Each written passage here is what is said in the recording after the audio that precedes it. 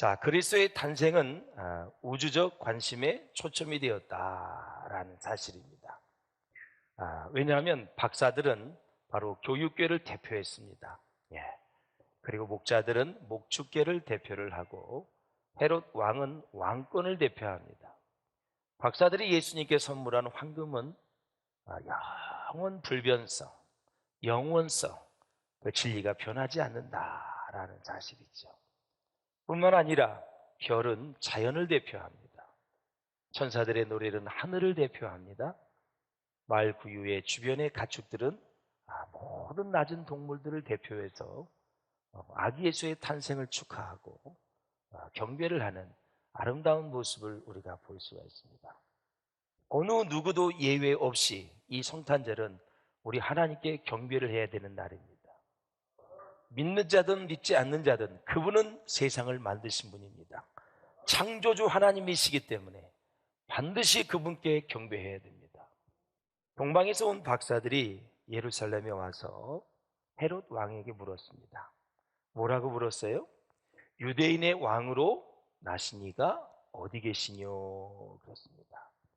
유대인의 왕이 났다고 하는데 그 왕이 어디 있느냐라는 거죠. 이것이 바로 신약 성경에 기록된 최초의 질문입니다. 유대인으로 왕의 나시는 분이 누구냐? 그렇다면 구약 성경에 기록된 최초의 질문은 무엇일까? 그것은 바로 금지된 과일을 먹는 아담에게 하나님이 던지신 질문, 바로 아담아, 네가 어디 있느냐라는 사실입니다. 이 두 질문에 있는 강조점의 차이를 주목해 보십시오. 아담아, 네가 어디 있느냐라는 것은 타락한 인간을 찾으시는 하나님의 질문이었습니다. 선악과를 먹고 타락한 인간을 하나님이 찾아오셨어요. 그리고 나서 네가 어디 있느냐? 너의 영적인 전 주소는 지금 어디 있느냐? 네 자신을 성찰해보라 라는 거죠. 게다가 또 그가 어디 계시뇨? 유대인의 왕으로 나신 이가 어디 계시뇨? 구세주를 찾는 죄 많은 인간의 질문입니다. 이렇게 하나님이 찾아오셔서 인간에게 네가 어디 있느냐? 유대인의 왕으로 나신 네가 어디 계시냐고 찾는 인간. 사랑하는 여러분, 여기에서 보면 구원의 이중적 특성이 강조되고 있는 것을 볼 수가 있어요. 언제나 구원은 하나님이 주도권을 행사하신다라는 것입니다. 그래서 우리 죄인은 순종과 믿음으로 이제 응답을 해야 되는데, 사랑하는 여러분, 하나님이 우리를 찾아오신 거예요. 신방해 주신 거예요. 우리에게 다가오신 거예요. 그 증표가 하나님의 아들을 사람의 몸으로 입히셔서 이 땅에 보내주신 것입니다. 찾아오신 거죠. 여러분이 하늘나라 갔습니까? 천국에 갈 수도 없어요. 그분이 그곳에서 일로 내려오신 거예요. 영광의 보좌를 버리시고 내려오셔서 우리를 찾아오신 거예요. 내가 어디 있느냐? 지금 무엇을 하고 있느냐? 네 인생의 목적은 도대체 뭐냐? 왜 돈을 벌고, 왜 사업을 하고, 왜 직장을 다니고, 왜 공부를 하고, 왜 결혼하느냐? 이렇게 물을 때 여러분 확실하게 대답할 수 있기를 바랍니다. 주님의 영광을 위해서입니다. 하나님의 나라를 위해서 제가 그렇게 하고 있습니다. 너 오늘 왜 예배하느냐? 하나님 나를 구원해 주셨으니 감사하는 마음으로 마땅히 주님께 예배하는 것이 우리가 해야 될 일이 아닙니까? 하면서 대답을 할 수 있어야 된다. 그래서 우리 죄인은 항상 순종과 믿음으로 응답을 해야 돼요. 그래서 구원의 역사가 언제 일어나느냐? 바로 인간을 찾으시는 이 구세주, 인간을 찾으시는 구세주, 또 찾고 있는 죄인이 얼굴을 맞대고 만날 때 구원이 일어나는 것입니다. 하나님은 지금 구원받을 자를 찾고 계세요. 잃어버린 양을 찾고 계세요. 마귀는 우리를 멸망시키기 위해서 우는 사자와 같이 두루 다니지만 하나님은 우리를 구원하시기 위해서 회복시키기 위해서, 복을 주시기 위해서 우리를 찾는다라는 사실. 또 인간이 오직 그 하나님을, 구세주를 찾을 때, 그때에 구원의 주님과 인간이 얼굴을 맞다고 만날 때 바로 구원의 역사, 축복의 역사가, 하나님의 자녀되는 역사가 일어난다. 찾으시는 분, 우리가 계속해서 사모하는 마음으로 그 찾으시는 분에게 반응을 할 때 우리는 구원의 역사가 일어난다라는 거예요. 사랑하는 여러분, 그래서 기독교는 위에서 아래로 내려오는 거예요. 네. 나에게 하늘로 올라오라 하지 않고 하나님이 인간이 되셔서 내려오셨습니다. 그리고 구원을 받기 위해서 고행을 하라는 것이 아니라 내 사랑을, 내 아들 예수를 받아들이라는 것이 기독교입니다. 내가 널 위해 죽었다. 너의 죄를 대신 짊어지고 죽었다. 이 사실을 받아들여라. 내 사랑을 받아들여라. 하나밖에 없는 아들을 보냈다. 잘 영접을 해라. 마음속에 모셔드려라. 그럼 구원의 역사가 일어날 것이다. 누구든지 주의 이름을 부르는 자는 구원을 얻으리라 그랬으니 예수를 믿는 자마다 구원을 받으니 일어나 다시 주님 앞에 빛의 세계로 나오는 축복의 역사가 우리 가운데 일어나기를 주의 이름으로 축원합니다. 앞으로 우리 비전교회는 성탄절은 믿던 안 믿던 다 교회 가는 날, 이렇게 이제 선포를 합니다. 한번 따라서 하세요. 성탄절은 교회 가는 날이다. 안 믿는 사람들 다 초청해 오세요. 성탄절은 교회 가는 날이야. 교회 가는 날. 아기 예수의 탄생을 축하하러, 예배하러, 경배하러 오셔야 돼요. 그래서 강권적으로 데려다가 하나님의 성전을 채울 수 있기를 주의 이름으로 축원합니다. 사랑하는 성도 여러분, 모든 면에서 그리스도의 탄생은 특이했습니다. 모든 사람은 부모가 둘인데 예수님은 한 분이었습니다. 그분은 성령으로 잉태되셨고 동정녀 마리아에게서 탄생하셨습니다. 이 마리아의 아기에게는 두 이름이 주어졌습니다. 꿈의 천사가 요셉에게 나타났습니다. 분명하게 말씀하셨습니다. 뭐라 그랬어요? 이름을 예수라 하라. 이는 그가 자기 백성을 저희 죄에서 구원할 자이심이라. 아예 이름에 그 뜻이, 우리에게 향한 하나님의 뜻이 다 담겨져 있어요. 그 예수가 평생 타락할 자다, 평생 못된 짓 할 놈이다, 뭐 이런 게 그 이름이 뜻이 있었다면 어떻게 될까요? 안 되지요. 자기 백성을 죄에서 건져내실 분이다라는 거예요. 할렐루야. 얼마나 이름이 좋습니까? 예수는 히브리어 여호수아를 헬라어로 바꾼 것입니다. 그 의미가 뭐냐? 여호와는 구원이시다. 여호와는 구원이시다. 두 번째 이름은 그리스도의 탄생 여러 세기 전에 이미 주어졌습니다. 이사야 선지자는 성령의 영감에 의해서 하나님이 이루실 그 백성의 구원을 예언하셨습니다. 자, 처녀가 아들을 낳을 것인데, 아줌마가 아들을 낳을 것인데, 할머니가 아들을 낳을 것이 아니라 처녀가 아들을 낳을 것인데, 구약에 그대로 되어 있습니다. 이름은 임마누엘이라. 하나님이 우리와 함께 하신다. 하나님이 사람의 몸으로 오셔서 사람들과 함께 하신다. 그래서 하나님의 아들 예수가 사람의 아들이 되었습니다. 그 결과 십자가에 죽어주심으로 사람의 아들들이 하나님의 아들이 되게 하셨습니다. 구약에 노아의 홍수에 전해보면 사람이 다 타락했습니다. 죄악이 관영했다 그랬어요. 꽉 찼어요. 그래서 홍수가 난 거예요. 그때 뭐라 그랬어요? 사람의 아들들이. 근데 원래는 이제 사람의 아들들이 사람의 딸들을 사랑했다. 원래는 이제 하나님의 아들들이었는데 타락을 해버렸어요. 하나님의 아들들이 사람의 아들이 되어버리고 말았어요. 이 사람의 아들을 다시 하나님의 아들로 바꿔주신 것이 예수 그리스도이다. 이 죄악이 간영하면 그때 심판이 와요. 소돔과 고모라도 그랬고 또 노아의 홍수도 마찬가지입니다. 마태복음 1장 18절 한번 읽어보세요. 확실하잖아요. 시작.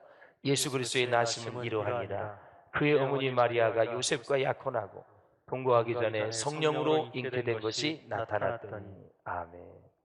예수님은 성령으로 잉태되었습니다. 만일 예수가 남자로 인하여 잉태되었다면 그분도 역시 죄인일 것입니다. 소크라테스, 석가모니, 공자 아무리 훌륭해도 그들은 인간의 육신을 입고 난 죄인입니다. 로마서에 보십시오. 한번 이제 태어난 사람들이 모든 상황을 얘기해 줘요.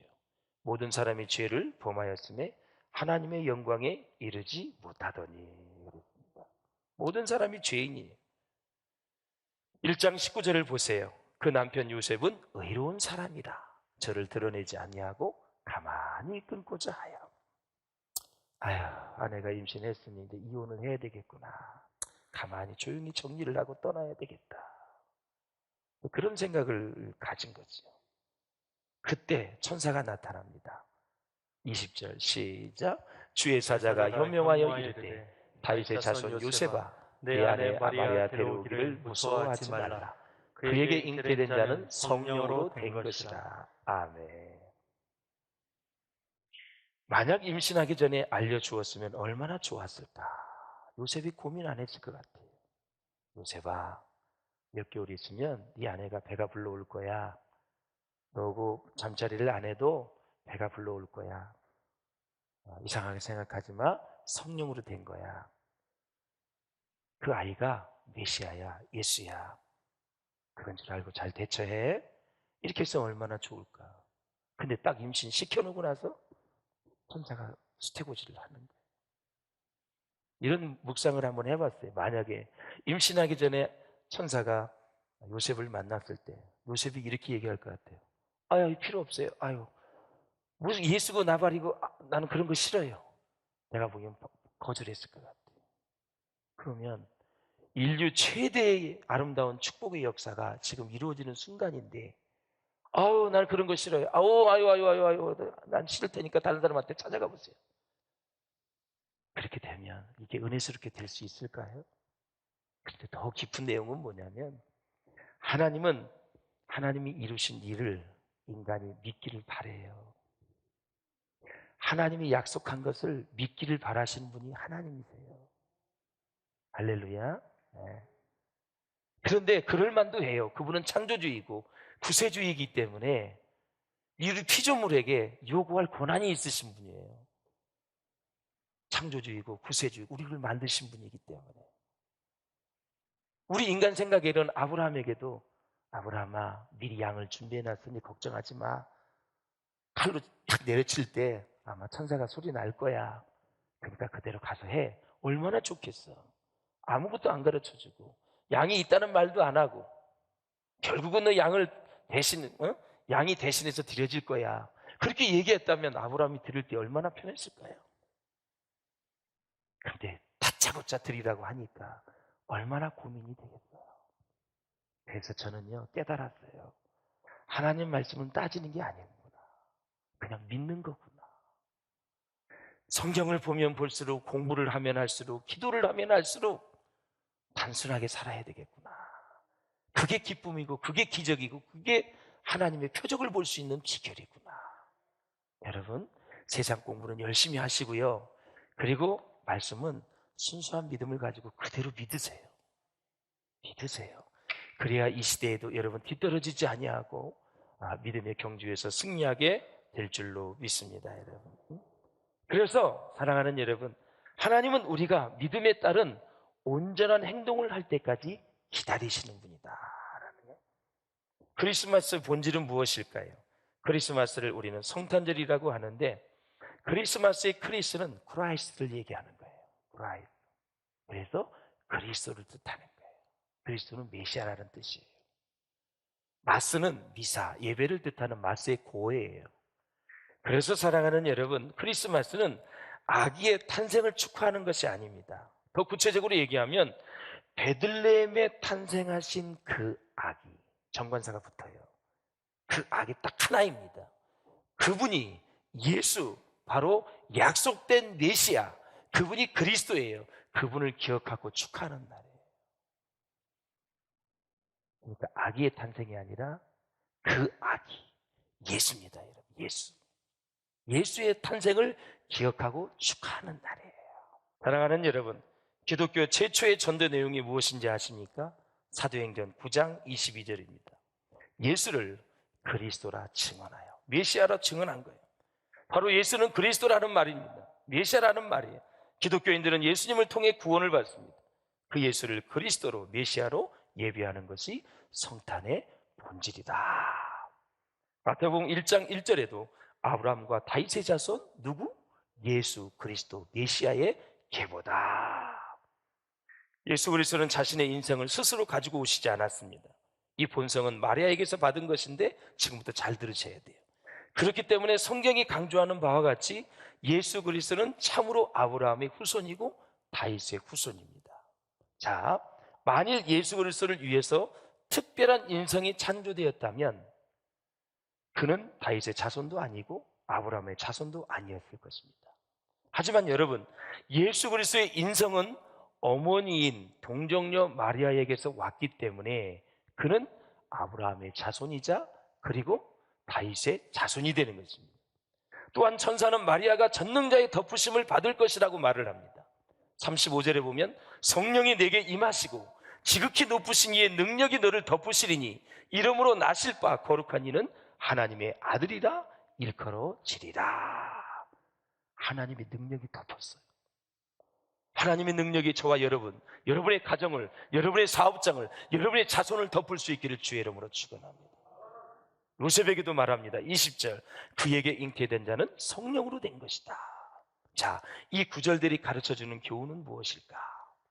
주 예수 그리스도가 사람으로 탄생하신 일은 전적으로 하나님의 역사라는 것이고요, 예수 그리스도는 사람의 뜻으로 태어나지도 않았고 육체의 뜻과 힘으로 태어나지도 않았다. 다시 말하자면 예수 그리스도의 잉태에 남자는 전혀 관여하지 않았다. 남자는 성육신에 아무런 기여도 하지 않았습니다. 오직 하나님은 성육신에 있어서 여자만 사용했습니다. 이 성육신은 그래서 성령께서 하신 일입니다. 자, 보세요. 성령의 능력이 마리아에게 임하셔서 마리아로부터, 그녀의 세포 하나로부터 우리 주님의 인성이 만들어졌다라는 거예요.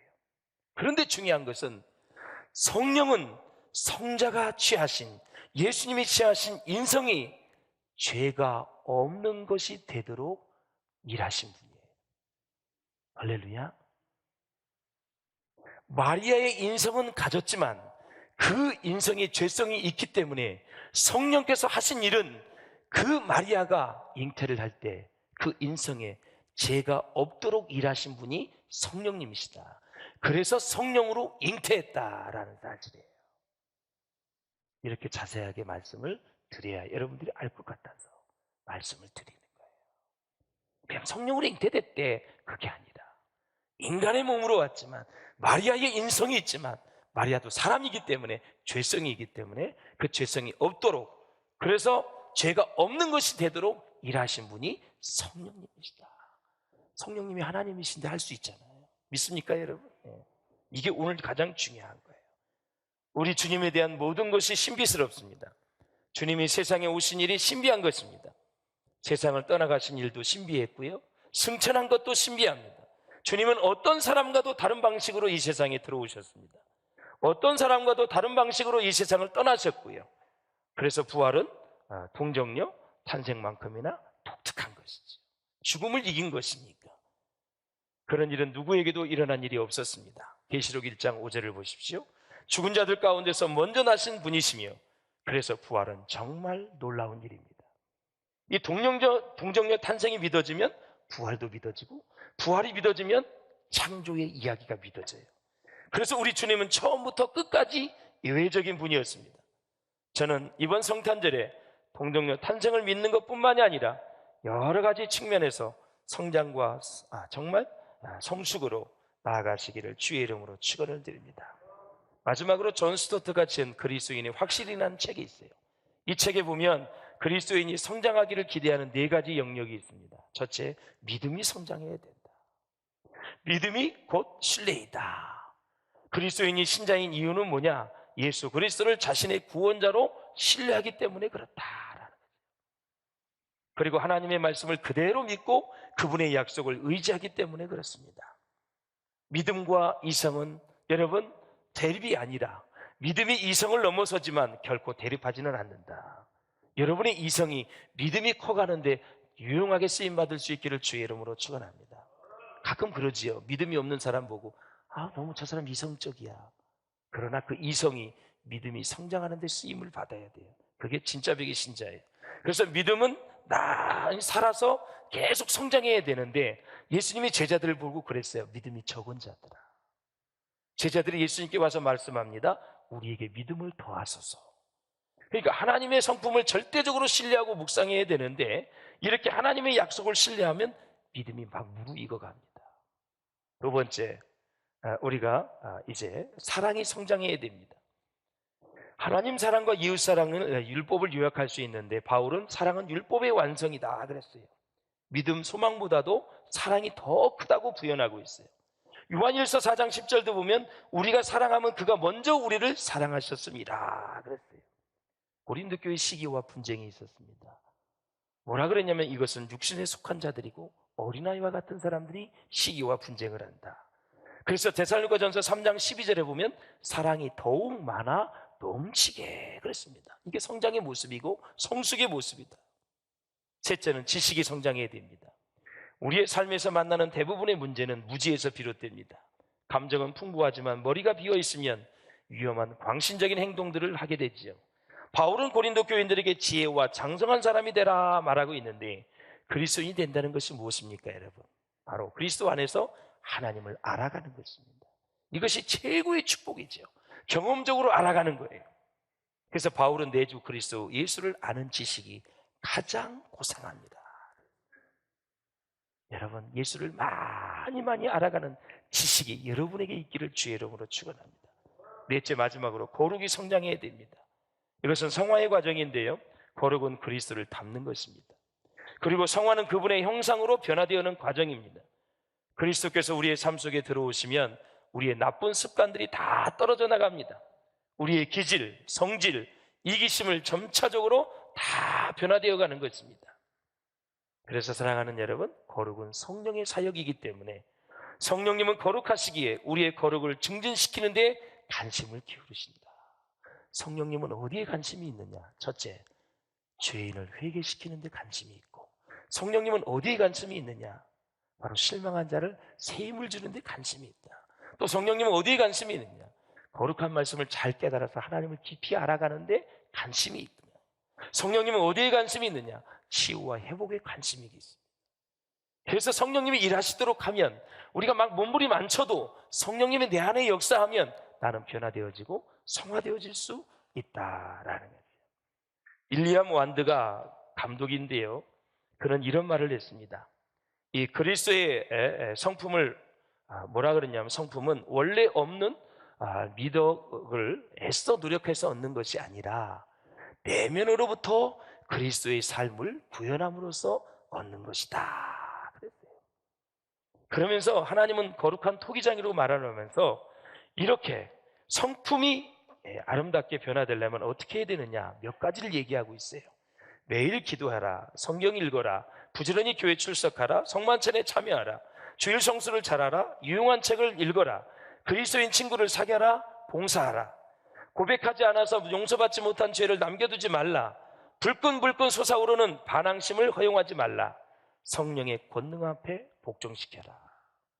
이것이 바로 그리스도인의 성품을 닮아가는데 중요한 해야 될 일이고, 성장의 방법으로는 이것을 얘기합니다. 딱 세 가지를 얘기해요. 마지막입니다. 신령한 말씀을 사모하라, 묵상을 즐겨라는 것이고, 두 번째 사랑 안에서 성장해가라. 그래야 행복한 가정이 되고, 세 번째 예배와 교제와 또 복음 증거를 통해서 교회 공동체 안에서 그렇게 성장하고 자라가라라는 거죠. 이 성탄절에 위대한 성탄절이 되려면 사랑하는 여러분, 믿음이 성장하고 사랑이 성장하고 지식이 성장하고 거룩이 성장해서 정말 전무후무한 하나님의 자녀가 되어져서 예수의 향기를 온 천하에 드러내는 저와 여러분 될 수 있기를 주의 이름으로 축원합니다.